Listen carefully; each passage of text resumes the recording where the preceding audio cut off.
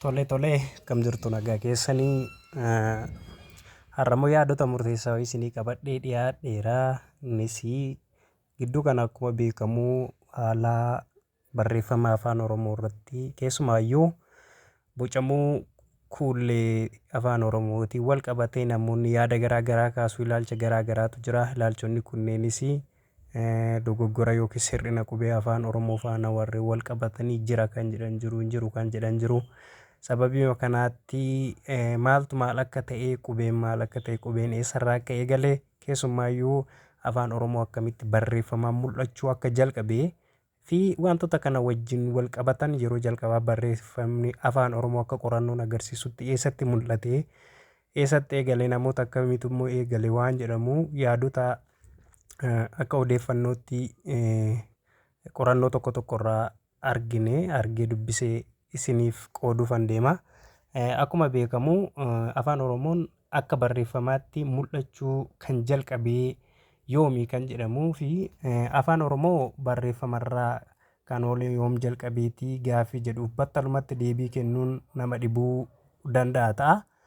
Kana deebisuuf ragaalee qorannoo irratti hundaa'ee qabaachuu barbaachisa. Haa ta'u malee akka hubannoo qopheessaan barreeffama kanaa qabutti afaan Oromoo barreeffamaan kan eegalee ollaa waggaa 160 lakkoofsisee jira kan jedhutu jira.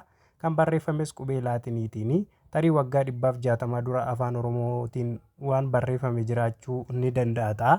Namoonni ragaa irratti hundaa'ee yaada sirreessuu qaban yoo jiraatanii fi barreessaan kun gammachuudhaan fudhata. Sababiin isaa yaada fooyya'aa yoo argame kanaan duras eegaluusaaf ragaa yoo jiraate barreessichi yaada ifaadhaan fudhata. Seenaan barreeffama afaan Oromoo inni jalqabaa seenaa garbummaa yookiin slaverii wajjin kan wal qabatedha. Mee dhimma isaa gabaabumatti haa ilaallu. Jaarraa 19ffaan dargaggoota jiddu galeessa dhiyaa Itoophiyaatti argamanii fi yeroo baay'ee dhiphisaa ture. Barreessuun garboonfattoonni Awurooppaa namoota biyya keessaa tokko wajjin harka wal keessa naqatanii dardaartotaa fi shamarran akka bineensaatti adamsanii qabatanii biyya alaatti dabarsanii wayita itti gurguran ture. Jaarraan 19ffaa kun jechuudha. Bara sana daldaaltonni garbaa dirqiidhaan gandanii weeraruu mananii gubuu yoo fincilli irratti ka'e immoo nama ajjeesanii ijoollee qabu. Akka barreessitoonni seenaa tokko jedhanitti nama tokko qabuuf wayita garboonfattoonni yaalan fincila ka'uun hanga namoota 10tu ajjeefamaa ture jedhamee yaadama. Haala kanaanis ta'ee dhoksaadhaan ijoollee qabuudhaan daldala adeemsisuun dargaggoonni 100tti lakkaa'aman hedduun Itoophiyaa keessaa qabamanii gurguramaniiru. Garboonfattoonni ga'eessarra dargaggoota waan barbaadaniif akka salphaatti qabuun waan isaanitti toluu fi gara fuulduraatti illee yeroo dheeraaf tajaajila kennu jedhanii waan yaadanii fi xiyyeeffannoo isaanii irra caalaa dargaggoota irra ture. Dargaggooti barbaadamanis warra dhaabbii sirrii qabanii fi warra fayyaalessa ta'anidha. Namoota dhaabbii qabanii fayyaalessatu barbaadamaa ture jechuudha. Egaa dargaggoonni kunniin erga qabamanii booda gara biyyoota adda addaatti fe'amu. Keessumaa gara biyyoota Arabaa fi Awurooppaatti biyya keessaa gara alaatti kan baafaman garuu irra caalaa karaa Sudaan ture. Wayita doonii irra fe'aman ergaman walitti hidhamaniiti. Akkuma mi'aa walirra tuulamanii ciisu akka hin duune midhaanii fi bishaan akka hin ukkaamamneef qilleensa argachuurraa kan hafe kunuunsi godhamuuf hin jiru. Kanaafuu kan bakka itti ergaman sana gahan persentii 100 keessaa harka walakkaa yookiis persentii 5 akka hin caalle waa'ee daldala garbaa irratti seenaan barreeffame ni ibsa jechuudha. Egaa haala kanaan ture kurmaana jaarraa 19ffaa isa lammaffaa keessa ijoollee Oromoo akka fedhee fi aagaa jedhaman kan gurguramanii gara garboonfamanii akka fedhee daallee qabamee kan gurgurame naannawaa Ambootti yoo ta'u, aagaa Ushuu ammoo naannawaa Limmuu bakka Sibuu jedhamu wayita qabaman lamaan ijoollee kichuu turani. Akka fedheen akka qabameen gara Gondoritti geeffame. Achi immoo gara Ijiptii yookiin Gibxisa jedhamu magaalaa ishee Aleksaanderiyaatti dabarfamee kenname jechuudha. Akka lakkoofsa warra Awurooppaanotaatti bara 1838 ammoo ilma mootii biyya Jarman kan yeroo sanaa isteetii Baavaariyaa Piriinsii Maaksimiiliyaan bitamee gara biyya Jarman deeme. Maksimiliyaan akka fedhee kan bite ijoollee Sudaan kibbaatti dhufanii 3 wajjin ture. Ilmi mootichaa dargaggoota arfanuu kan afaan walii hin beekne ega bilisoomsee booda hayyuu seeraa umuriinsaa waggaa 23 kan maqaansaa Kaarlii Tushek jedhamu akka barsiisuu isaaniif ramade. Wayita sana akka fedheen dardaara waggaa 18 ture jechuudha. Tushek yeroo sanaa calqabee waggoota 5 itti fufan keessaa afaanota ijoollee barsiisuu sanaa isaanumarraa barate qorannoo irratti adeemsisaa ture jechuudha. Kana jechuun ijoolleen kun lamaan afaan Oromoo dubbatu. Tushek kun barsiisaa isaaniiti. Afaan ijoolleen kun dubbatan afaan Oromoo isaanumarraa bare jechuudha.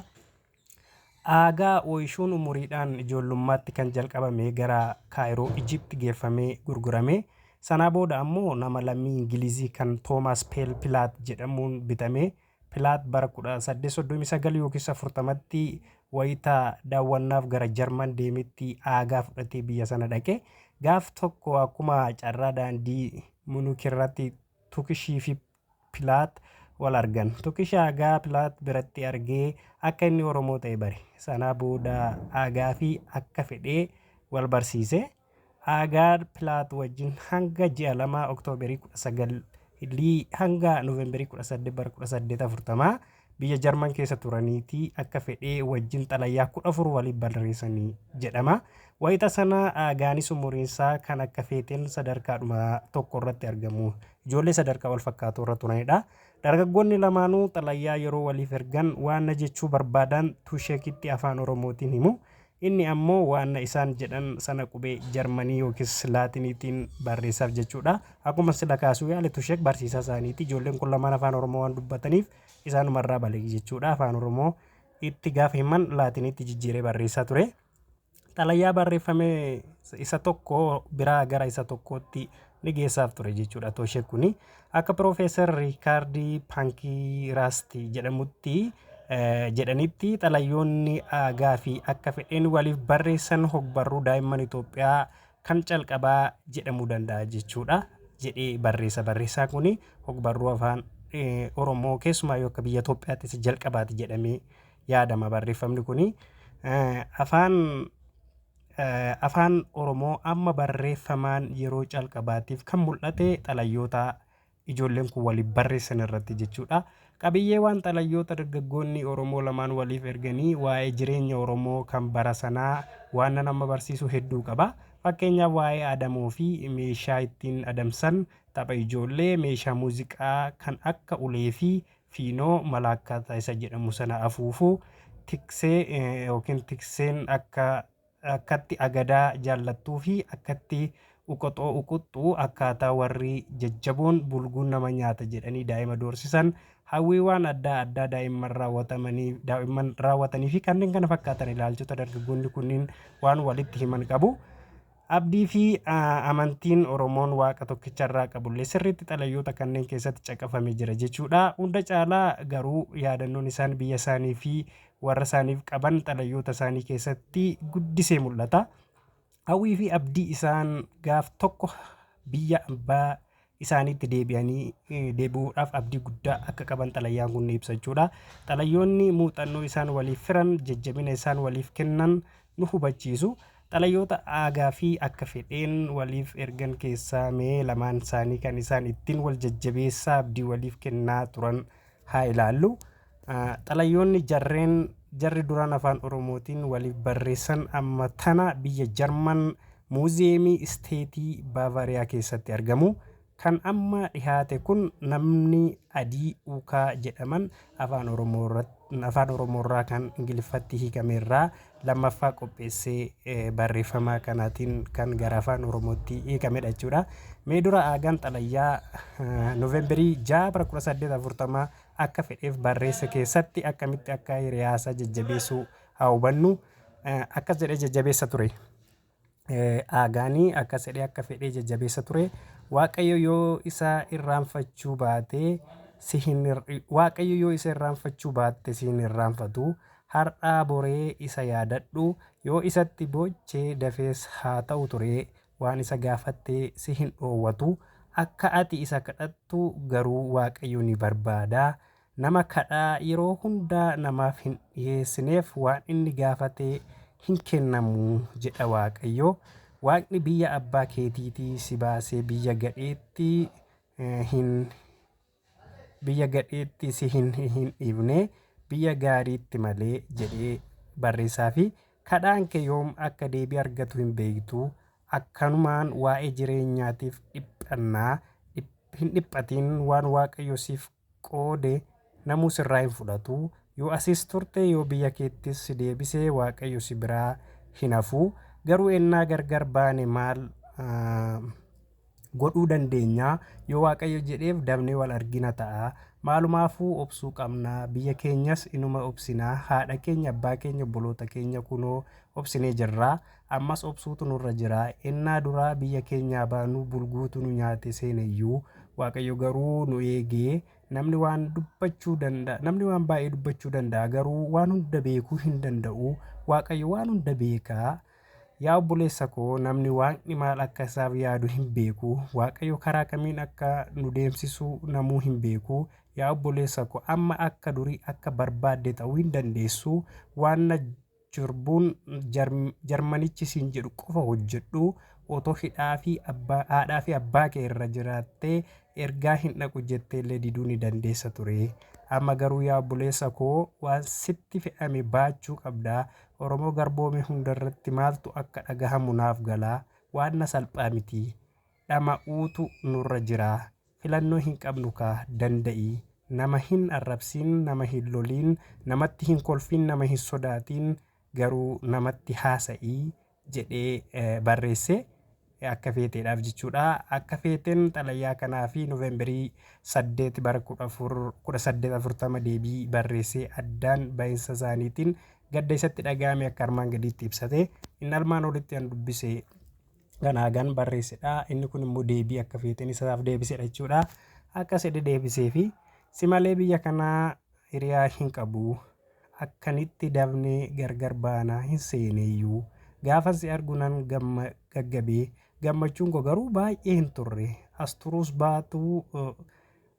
turuus baattu siinaaf erguu isaatiif Waaqayyoon nan galateeffadha. Akka rakkoo sirra hin geenye Waaqayyo si wajjin haa ta'u, karaa nagaa si adeemsisu jedhee barreessee fi jarri gaddaanis gargar bahuu isaanii dirqii ta'ee aagaan gaafuma akka fedheen xalayaa dhumaa kana barreesseef Noovembarii 8 bara 1840 bara Jarman dhiisee pilaatii wajjin deeme. Sana booddee eessa akka qaqqabe wanti beekamaan hin jiru. Akka fedheenis akka hawwetti biyya abbaasaatti deebi'uuf hin milkoofne. Hawwiinis abjuu jalaa ta'e jechuudha. Egaa aagaa wajjin addan bahee ji'a 6 qofa tureetii Maayii 17 bara 1841tti kan du'e. Waa'een jara lamaanuu sanuu waan kanaan raawwatame jechuudha. Kaarli Tuusheek garuu odeeffannoo dargaggoota kunneen lamaan irraa argate keessumaa kan akka fedheerraa argate irratti hundaa'ee galmee jechoota afaan Oromoo fi kitaabota seeraa afaan Oromoo isa jalqabaa qopheessuu danda'eera. Tuusheek garuu hojiiwwan sana kunniin utoo hin maxxansiisin bara 1843tti du'e jechuudha. Haa ta'u malee obboleessi isaa Loorenzii namichi jedhamu obboleessi Tuusheek kuni hojiiwwan Tuusheek kana bara 1845tti maxxansiiseera jechuudha. Dhaggeeffattoota keenya, wantoonni nuti akkamitti akka barreeffamne afaan Oromoodhaan eegalee faana wal qabsiifnee isiniif qabannee dhiyaannee kan guyyaa irraa kana fakkaata. Waan dhaggeeffattaniif galatooma.